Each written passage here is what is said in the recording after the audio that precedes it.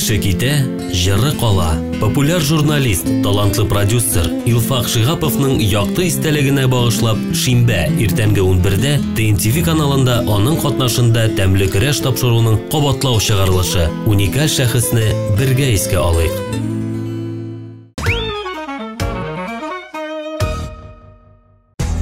Һәрбер хуҗабикәнең үз сире, үз линиясе. Гармонияда бул.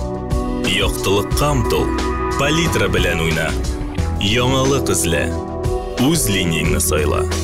Традицияләрне сакла. Кукмара, ышанычлы, сыйфатлы, якты, төрле төсле. Вакыт белән сыналган савыт-саба.